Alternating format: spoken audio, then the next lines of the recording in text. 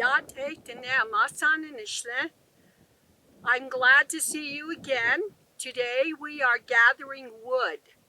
Now, wood in Navajo is chij, and we are gathering for our family, and it is the sustenance of life out in the reservation. The Diné woman is raised culturally to be a revered matriarch.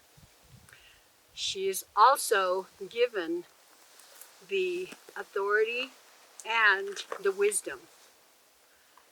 And as she is given that, she, more than anything, everyone is acknowledged that she is the center of the family. And as she is the center of the family, she is very, very well equipped to make very clear decisions for the family and how she takes care of them. She's very strong, she's independent, and she knows exactly what tasks she has, and she follows through with them. And thus, very few times does she ask for help. Now, also, it needs to be understood that she was not subservient to her husband. She was very independent, and she knew she was capable of doing all things on her own. As a child growing up in a hogan with my Nali and my Biji, my grandparents, my paternal grandparents, my understanding as a child of the importance of having wood, now whether it was dis or cedar, didn't matter, and how important this piece of wood was. And it was everything. It was heat, it helped cook the food, and it kept us warm in the hogan. It's everything. It's our sustenance. We didn't have electrical heaters or anything. And it was all in a hogan, and you always had a whole pile.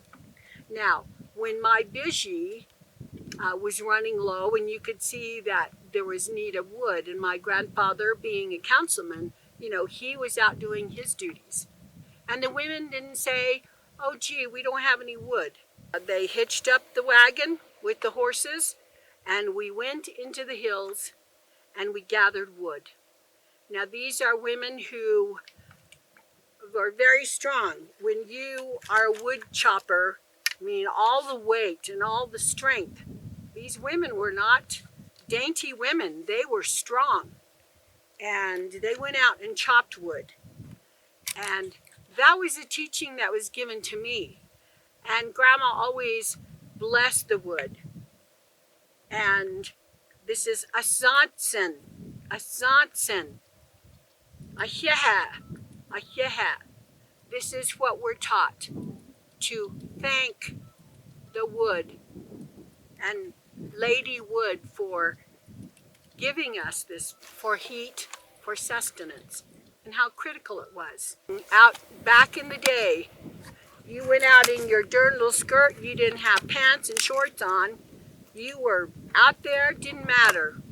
Your hair was blowing all over, you had dirt, it was important. And that, you knew, took care of your family. And some still live in hogans, and they still depend on this wood, and they still bless it. And the part I'm going to tell about the hojon is that when you thank the wood, Lady Wood, Asantsen, and you bless her, that she will return that to you by nurturing the wood to grow. And those are the principles of my culture that I was taught, so that there was always beauty, harmony, peace, and balance in everything. You didn't just haul and hoard wood. You only took what you need. And that's why the medicine men, the wise men say, this is this. You only take what you need. Very wise teachings that I've received from my grandparents and my grandmother and my grandfather.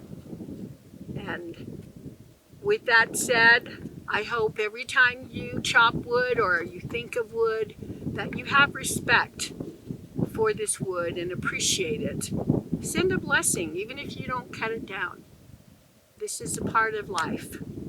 Thank you for joining me, and we'll see you in another video. I hope you enjoyed this. Subscribe and go chop some wood.